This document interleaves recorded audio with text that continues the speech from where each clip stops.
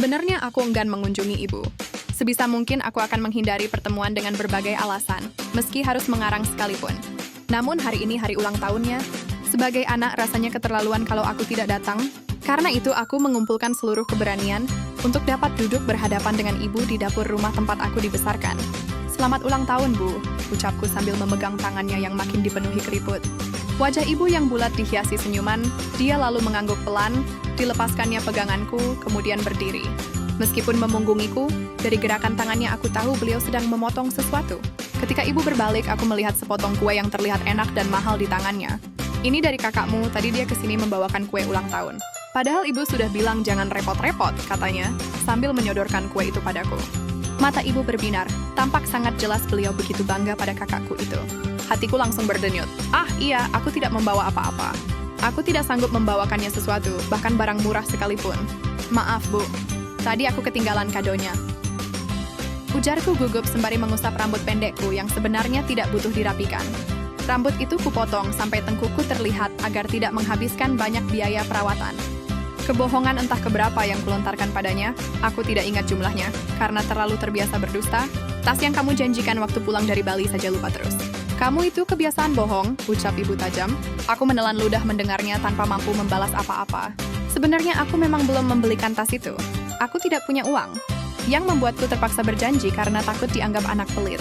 Waktu itu aku memang mendapat proyek cukup besar di Bali, tapi hutangku yang terus menumpuk jauh lebih besar lagi. Aku sudah ditagih-tagih, bahkan dengan tidak hormat. Hutang-hutang itu muncul bukan karena gaya hidupku yang hedon, semuanya kupakai untuk bertahan hidup, dan demi menjaga gengsiku di mata ibu. Mama, Ika mau minum susu, celoteh Triska, anakku. Tangannya sibuk menjawil-jawil rok lipitku. Buru-buru aku membuka tas, mengeluarkan kaleng susu formula yang masih penuh. Aku menghindari pandangan ibu yang kurasa sedang menelitiku. Susunya masih yang lama kan, selidik ibu. Yang dimaksudnya adalah susu formula paling mahal di pasaran.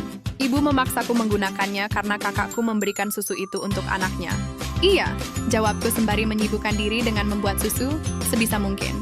Menghindari kontak mata dengan ibu, takut ketahuan berbohong lagi karena isi kaleng itu telah kuganti dengan merek susu lain yang bisa terjangkau dengan penghasilanku. Di depan ibu, aku tidak ingin terlihat miskin.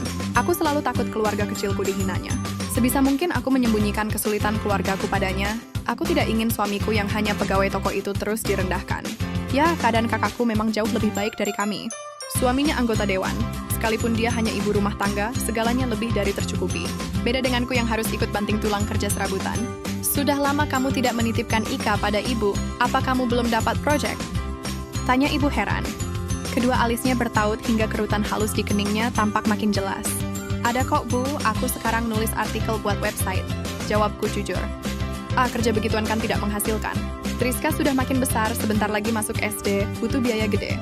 Kamu harus punya tabungan, Gia. Mendingan cari kerja yang benar, nasihat ibu. Aku menghela napas dalam-dalam bingung menjawab apa. Dulu aku pernah kerja kantoran, sayangnya aku berhenti sebelum habis masa kontrak. Ibu mengatakan sudah tidak kuat mengurus Triska yang waktu itu sedang belajar berjalan. Usia ibu memang sudah menginjak 60 lebih, wajar kalau mudah lelah. Sementara kalau kutitipkan pada daycare, ibu juga tidak setuju. Malah menyebutku ingin membuang anak. Aku dihadapkan pada dilema antara pekerjaan dan keluarga. Setelah berhenti, sekarang aku bekerja berdasarkan proyek saja, agar hanya sesekali meninggalkan Triska, supaya lebih banyak waktu untuk membesarkannya. Tapi toh ternyata itu tidak cukup. Ibu tetap menuntut banyak padaku. Lalu sekarang ibu menyuruhku untuk bekerja lagi.